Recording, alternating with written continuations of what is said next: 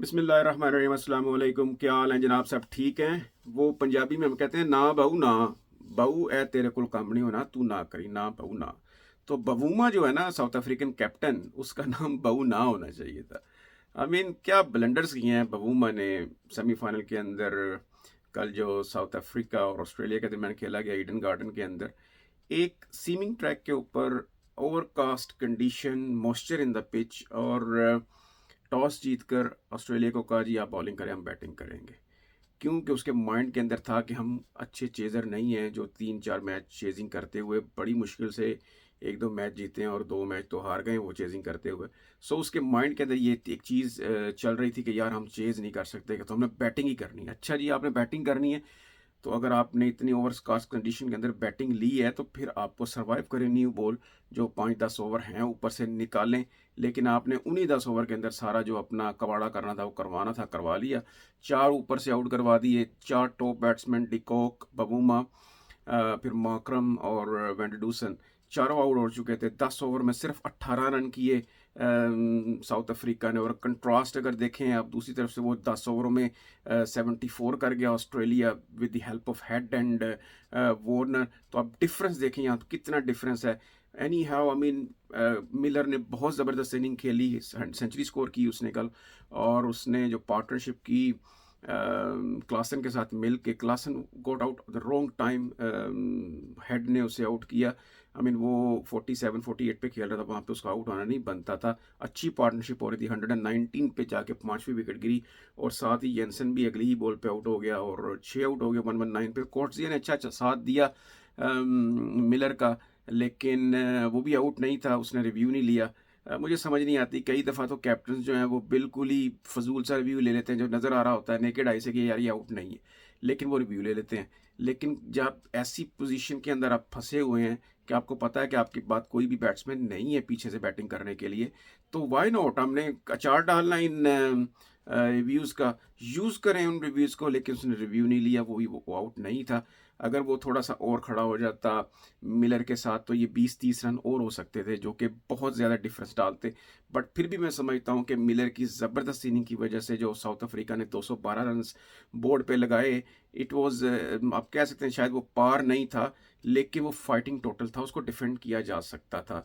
जब ऊपर से आके ऑस्ट्रेलिया ने चार्ज किया, 6 ओवर में 60 था ऑस्ट्रेलिया, और जब मार्करम को लेके आया बवूमा, उसने पहली गेंद पर आके उसे बोल्ड किया, तो he should have realize at that time कि भाई ये स्पिनर पिच जो है ग्रिप कर रही है, स्पिन कर रही है, तो मुझे अपने मेन स्पिनर्स को लेके आना चाहिए।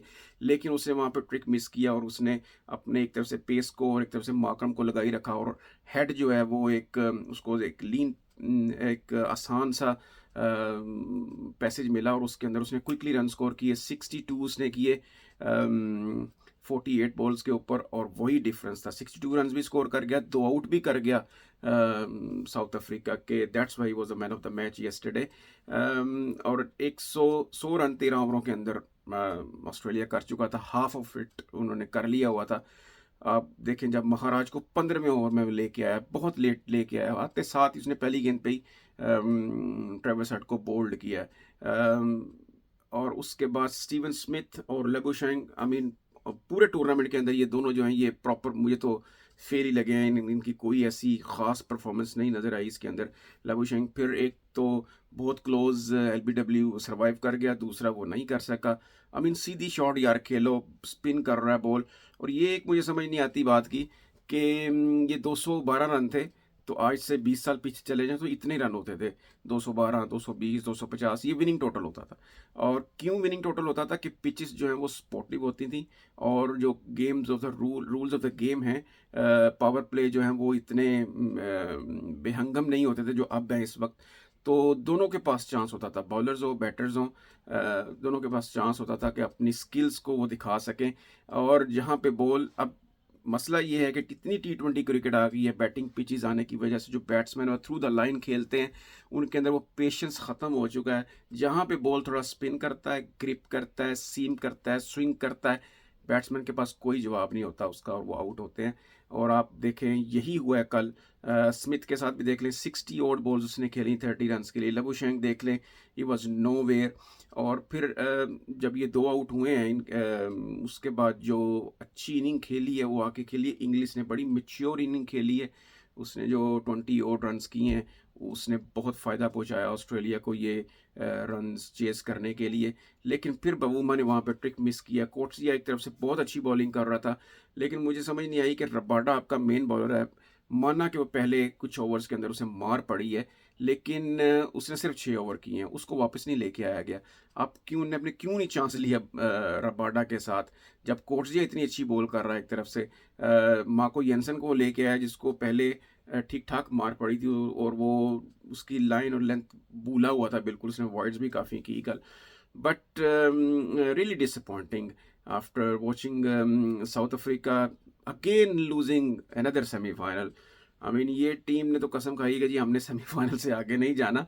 बट ऑस्ट्रेलियन टीम के अंदर भी बहुत होल्स हैं, बहुत खामियां ऑस्ट्रेलियन टीम्स के ऊपर के अंदर। उनके पास ऊपर से सिर्फ उनके 3 बैट्समैन हेड, वार्नर और मिच मार्श, ये 3 ऐसे बैट्समैन हैं जो कि फॉर्म के अंदर हैं। अगर ये खड़े होते हैं तो ऑस्ट्रेलिया बहुत लंबा स्कोर करता है और चेज भी करता है। लेकिन जब ये 3 बैट्समैन स्ट्रगल करते हैं या जल्दी आउट होते हैं तो उनके नीचे चाहे उनके पास स्मिथ है, लबुशेंग है, आई मीन मैक्सवेल है, लेकिन वो उस तरह की उनके अंदर एक ताकत नज़र नहीं आती।